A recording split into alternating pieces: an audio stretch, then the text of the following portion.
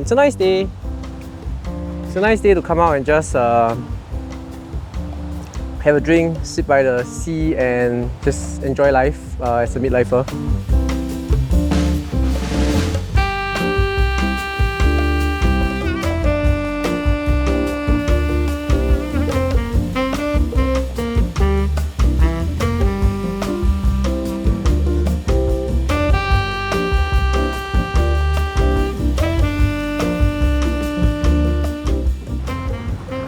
Alright, so it's a beautiful day today.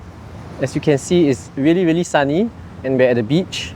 So it's nice and blue skies. And I just got my Sigma 17-40 lens, the 1.8 for APS-C. So I'm currently shooting it on the FX30. And I haven't seen many reviews on the video performance and image quality of this lens for video. So for photos, it's pretty amazing. It's one of the best lenses available for APS-C now, if you're in the Sony system.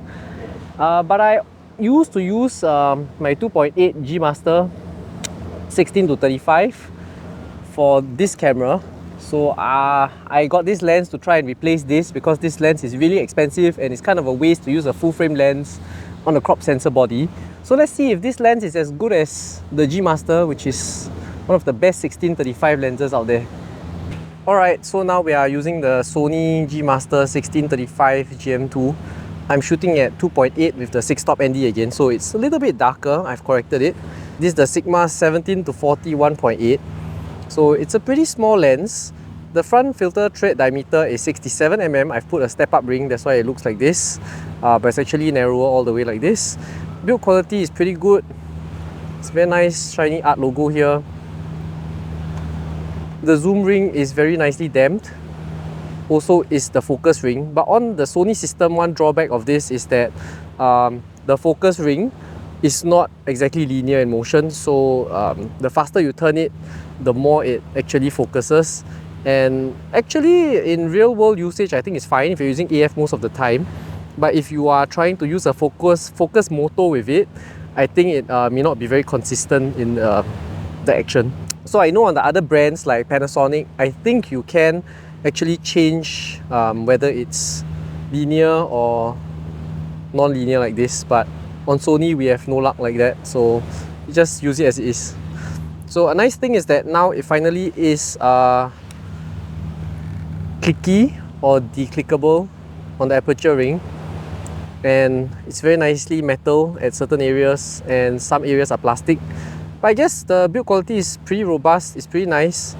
The font is very nice, I like it a lot. Yeah, and so to me this feels very premium. I would just pick this any day. It's in no way feeling like a kit lens or anything worse than the G Masters that I have already. Let's give this a try.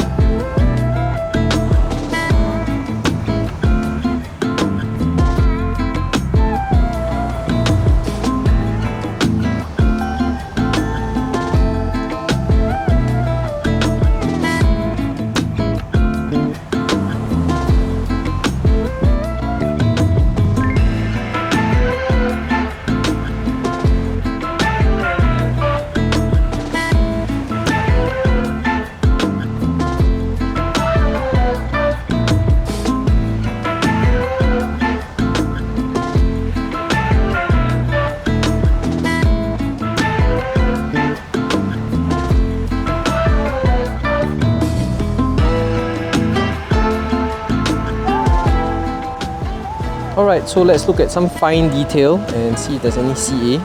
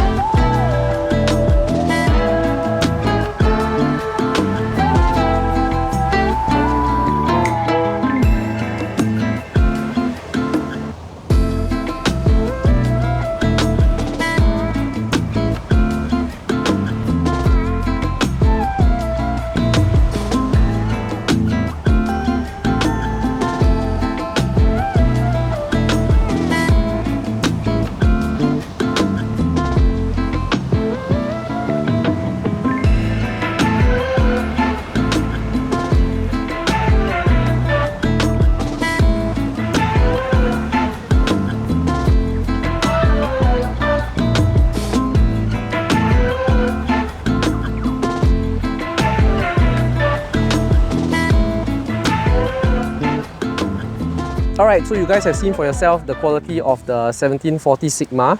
So I think that this is a pretty compelling option if you're on a Sony system shooting APS-C. It's very affordable to get an APS-C camera as compared to full frame. And now with this lens, you can get the optical characteristic of a 2.8 standard zoom 2470, meaning you can get the same kind of bokeh and the same kind of range. Not exactly 2470, more like a 25 plus to 60 mm. And I think this fits most people's needs really, really well. It's also reasonably priced. It's more than half as cheap as the G Master. And I think it's a bit impractical to buy a full frame lens to use on a APS-C body because you're not actually using the full capability of the lens. So this fits in very nicely in the Sony ecosystem, especially because Sony doesn't make a Pro 1.8 zoom lens like this Sigma over here. So this is a strong buy in my books. Build quality is fantastic. Lack of any extension and internal zooming makes it perfect for flying on a gimbal. So for all my pro video work on the FX30, I think this is gonna stay out there for quite a long time to come. Yep, so enjoy the rest of the video. I'll just go around, shoot some stuff, and catch me in the next episode of Midlifers. Bye!